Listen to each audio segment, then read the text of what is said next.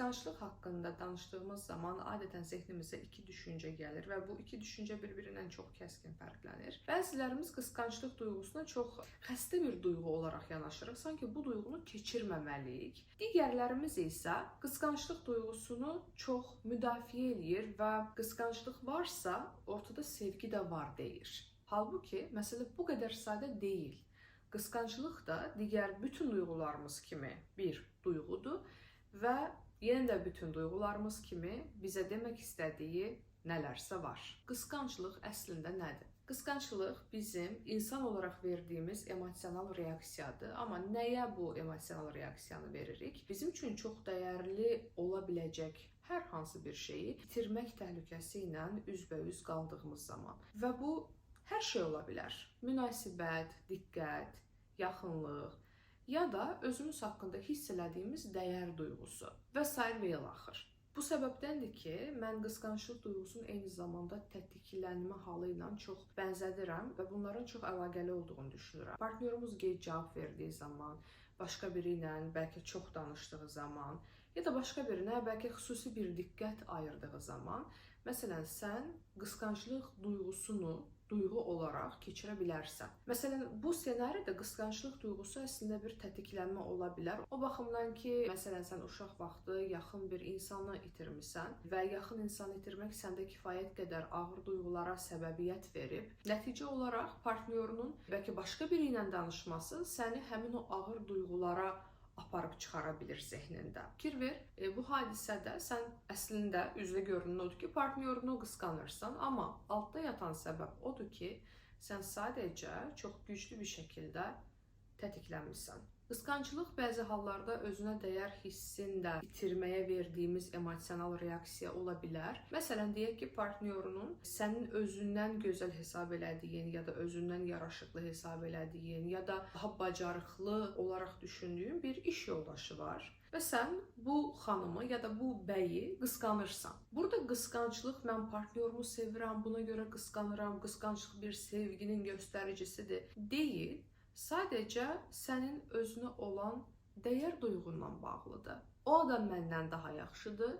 Hər hansı bir şeydə sən artıq nə düşünürsənsə, nə zehninə gəlirsə və birdən mənim partnyorum bunu görsə və məni seçməsə, yəni bir anda mən onun üçün çox daha dəyərsiz bir pozisiyaya düşsəm, nə olacaq? Fikir ver, bu hadisə sənin öz dəyər duyğunu necə ortaya qoyur? Yəni başqa biri hər hansı bir sahədə səndən daha yaxşıdırsa ya da sən daha yaxşı olduğunu düşünürsənsə, avtomatik olaraq sənin özünə verdiyin dəyər, özünü görmə şəklin daha aşağıda olur. Bir anda o insan yuxarıya qalxır və bir anda o seçilmiş və sən seçilməmiş bir ikinci plana düşmüş olursan. Bu senariyə baxdığımız zaman qısqanclıq sevgi göstəricisi deyil də bizə bir duyğu olaraq verdiyi mesaj mənim öz dəyərim hər hansı bacarığımdan ya da xarici görünüşümdən asılıdır. Və əgər bunlardan hər hansı biri başqa bir insanın kölgəsində qalırsa, deməli mənim dəyərim azdır. Yəni burada sənin işləməyin lazım olan yer hiss elədiyin qısqanclıq duyğusu deyil. Çünki qısqanclıq duyğusu burada sənin üçün bir elçidir. Mesaj gətirən elçi. Nə ilə işləməlisən?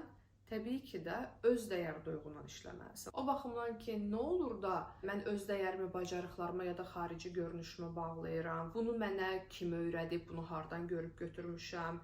Əslində öz dəyər mənim üçün necə bir yer ola bilər? Necə bir nüans ola bilər? Bu yerlərlə çox daha rahat işləmək üçün özümdən görüşürəm yönləndirməsini eləyə bilərsən və özümlə görüşürəm yönləndirməsində məhz həmin bu tərəflə görüşə bilərsən, hansı ki bu tərəf öz dəyərin hansısa xüsusiyyətinə bağlayır. Və onsuz da sən orada görəcəksən nə yaşamısan, adı üstündə yönləndirmədir və səni yönləndirəcək o proses, o həzm eləmək və sair və ilaxır o proseslər onsuz da orada olacaq. İndi isə qısqanclıq başqa nə mənaya gələ bilər məsələn? Bu yerə bir baxaq.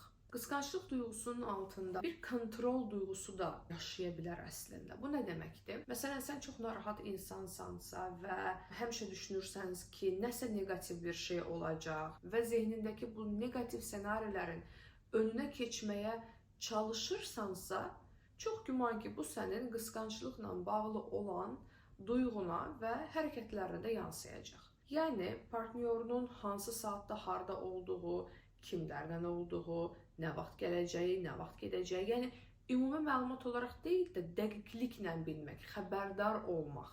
Bax, əslində bu bir kontroldur. Yəni qısqanıram, çünki partnyorumu sevirəm deyil. Pis bir şeylər olacağını gözləyirəm və buna o qədər inanıram ki, bunu kontrol eləməyə çalışıram. Partnyorumla münasibətdə bunu qısqanclıq adı ilə ona nəzarət eləyərək eləyirəm və yaxud da işimdə başqa cürə eləməyə çalışıram bunu. Şəxsi həyatımda rəfiqələrimlə münasibətdə tamam başqa cür eləyirəm. Bu bir kontrol ehtiyacıdır və qısqanclıqla əlaqəsi belə yoxdur. Yəni neqativ bir şey olacaq və onun önünə keçməliyəm. Budur əlaqəli olan yer.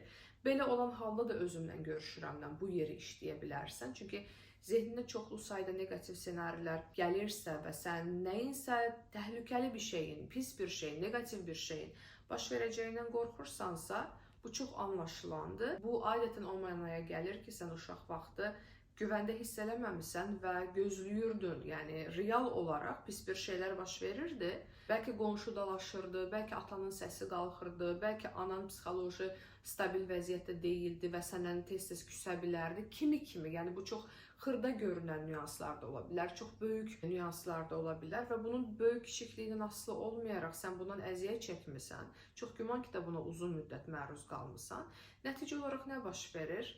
Pis bir şeylərin olacağını gözləyirsən. Yəni vaxtı ikən bu o qədər real olub ki, bu danışdığım yer. İndi real olmasa belə sinir sistemin sanki olacaqmış kimi davranır, öyrəşib çünki, öyrəşmisən buna və bu partnyorunla münasibətdə bu şəkildə özün göstərə bilir. İşləməli olduğun yerdə, yenə də məsələn özümlə görüşürəm də, həmin o neqativ ssenariləri quran və onu gözləyən, yəni baş verəcəyinə mən deyərdim hətta əmin olan tərəfindən görüşməkdə həmin duyğularından işlənməkdir. Bunu kifayət qədər ciddi məsələ hesab edirəm və bu duyğulara çox böyük bir yer verməyimiz və anlamağımız lazım olduğunu düşünürəm. Çünki sənin düşündüyün kimi hər şeyi biləcəm və əmin olacağam ki, təhlükədə deyiləm. Yəni kontrol duyğusu sənə bunu çox qısa müddət ərzində yaşadır. Bu, yəni güvəndə olmaq hissin. Amma gəl açıq danışaq, həqiqətənmi güvəndə hiss eləyirsən, eləmirsən. Burayla mütləq şəkildə işləmək lazımdır. Çünki həyat sağ qalmaq üçün çox qısadır.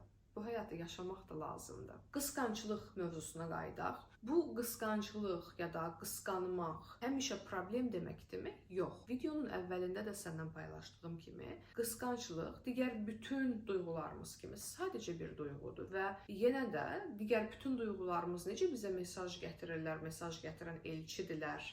Eyni zamanda qısqanclıq duyğumuz da bunu eləyir. Yəni bu nə sevgi göstəricisi deyil, nə də xəstə bir duyğu deyil, yəni qeyri-sağlam hesab edəcəyimiz bir duyğu deyil. Qısqanclıq normal, təbii duyğudur. Amma nə vaxt problem yarada bilir və biz bu situasiyaları nə vaxt problemli görə bilirik? O halda ki, bu sənin həyat keyfiyyətinə və yaxud da partnyorunla münasibətinin keyfiyyətinə çox mənfi təsir göstərir. Yəni o baxımdan ki, sən münasibət qura bilmirsən, həmin münasibətə çox əziyyət çəkirsən, qarşı tərəfi çox incidirsən, onun sərhədlərini pozursan, münasibətdə etibar duyğusu olmur, yəni güvən duyğusu ola bilmir və yaxud da münasibəti idarə eləməyə başlayırsan. Yəni uzun sözün qısası, gerçək münasibət qura bilmirsən ki, bu çox ağrılı və çox ağır bir yerdir. Burada artıq biz qısqanclıq duyğusunun fəsadlarına baxmış ola bilirik, amma o da duyğu olaraq deyil, yəni duyğu bizə bir mesaj gətirir və mesaja baxarıq. Dinamika olaraq. Bir nüansı da qeyd eləmək istəyirəm burada. Sənin partnyorun tanıdığın biri olmaya da bilər. Bəlkə gözü çöldə olan biri ola bilər. Əgər ikili münasibət içərisindəsənsə, təbii ki, açıq münasibətdəsənsə və yaxud da çoxlu partnyorlarınız varsa, aydın məsələdir. Amma əgər ikili münasibətdəsinizsə və partnyorunun gözün çöldə olduğunu görürsənsə, bu artıq bir qısqanclıq deyil də burada tamam başqa duyğular da işin içərisində olur. Xəyanət, aldadılma, etibarın həqiqi olaraq, real olaraq zədələnməyi, güvənə bilməmək hissi və bundan doğan mən sənə inanmıram, sən kimdən danışırdın? Bu sual qısqanclıq duyğusundan gələn bir sual deyil. Aldadılırammı? Özümü güvəndə hiss edə bilərəmmi? Doğrusunu bilmək istəyirəm. Necə bir münasibətin içərisindəyəm? Adətən belə bir yerdən gəlir buradakı bu suallar. Yəni burada mənşəyi bilmək daha önəmlidir deyə düşünürəm. Gördüyün kimi qısqanclıq duyğusu adətən partnyorumuzla deyil də bizlə bağlı olan bir duyğu olur. Məsələn, mən bu videoda bir neçə nüans paylaşdım səndən, amma sən özün də bax, dəyərləndir. Bununla bağlı səhər vərəqləri yaza bilərsən. Yəni bu Julia Cameron'un metodudur. Səhər yuxudan dur və 3 səhifə, yəni bir vərəq yarım zehninə nə gəldisə, necə gəldisə yaz. Bunu eləyə bilmirsənsə, mənim səhər vərəqlərim var, onu əldə edə bilərsən. Özümlə görüşürəm qısqanclıq duyğusundan işləmək üçün möhtəşəm yöntəmlərdən biridir. Özümlə görüşürəm yönləndirməsi. Adı üstündə prosesi yönləndirir. Hansı ki, sən qısqanclıq duyğusunun sənin üçün nə mənaya gəldiyini də görürsən və onunla yönləndirmənin özü səni yönləndirir və işləyə bilirsən ortaya çıxan məsələ ilə. Mən bunu çox önəmli hesab edirəm. Yəni özümüzə əziyyət eləməyin bir mənası yoxdur. Əksinə, özümüzə yer verməyin, yer açmağın çox böyük bir önəmi var. Dayanaq bugün burada. Növbəti videoda görüşərik. Gözəl həyatlar.